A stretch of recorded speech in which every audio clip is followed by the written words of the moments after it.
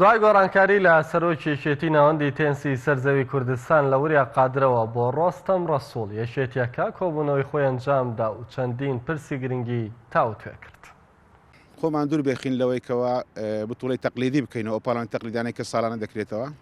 چەندین بەرنامەمان داناوە بۆ ساڵی داهاتوو کە ئینشاءالله بە هاوکاری لژنەی ئۆلۆمپی کوردستان بتوانین ئەو بەرنامەیانە جێبەجێ بکەین.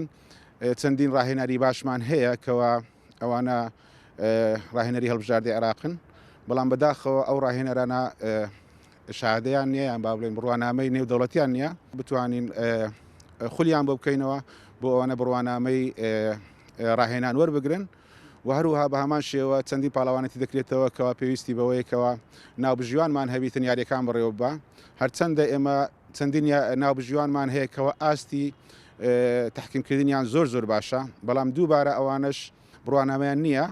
لەبەرەوە لە ماوەی ڕابردوودا ئینشاءالله ئیش لەسەر ئەوەی دەکەین کەوە ناوبژیوان نێودەوڵەتی بینین لە هەولێریان لە شارەکانی کوردستان دیسان خولیان لێ بکرێتەوە و شەهادەیان هەبیتن.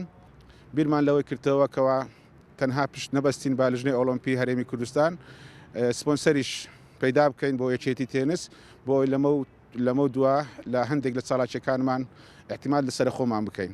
یاریزانمان هەبی کەوا ئەوانە ڕیزبەندیان هەبی بە تایبەتی ئەو یاریزانانەی کەوا ڕیزبەندیان لە پلەی پێشەوە یەکەم دووەم سێم چوارەم لە ڕگەزی کوڕکت کە ئەوانە محاولە دەکەین کەوا لەو پاڵەوانەتێنی کە لە دەرەوەی وڵات هەیە بتوانین بە ناوی کوردستان بەشداری بەو یاریزانە بکەین.